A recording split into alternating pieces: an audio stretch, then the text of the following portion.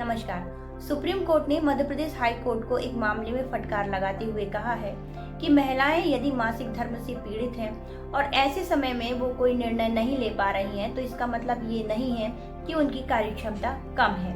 दरअसल supreme court ने high court को मंगलवार को महिला जजों की सेवाएं समाप्त करने और उन्हें पुनः बहाली न करने पर ये फटकार लगाई।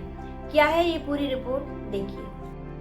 मंगलवार को जस्टिस बी नगरत्ना और जस्टिस एम कोटेश्वर सिंह की पीठ ने कहा कि जब न्यायाधीश मानसिक और शारीरिक रूप से पीड़ित हो तो मामले के निपटान की दर कोई भी पैमाना नहीं हो सकती।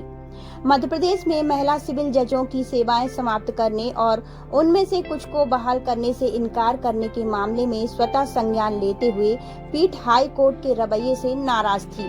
पीठ ने कहा कि बर्खास्तगी कहना और घर चले जाना बहुत आसान है। हम भी इस मामले की विस्तार से सुनवाई कर रहे हैं। क्या वकील कह सकते हैं कि हम धीमे हैं?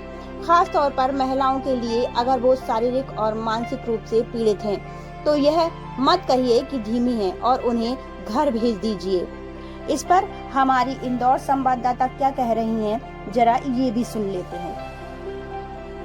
वाकई अगर देखा जाए तो जिस तरीके से महिलाओं को मासिक धर्म यानी पीरियड्स होता है, तो उन 3 दिनों में पीरियड्स के दौरान महिलाओं के कार्य करने की क्षमता वाकई कम हो जाती है और इससे सोचने की क्षमता भी कम हो जाती है, कार्यशैली भी कम हो जाती है।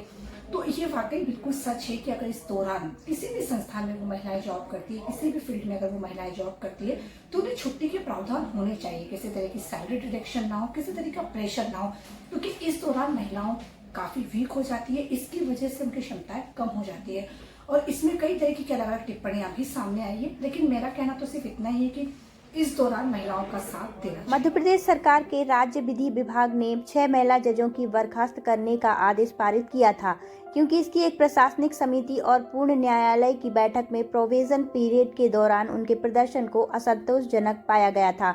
मामले की अगली सुनवाई 12 दिसंबर को होगी।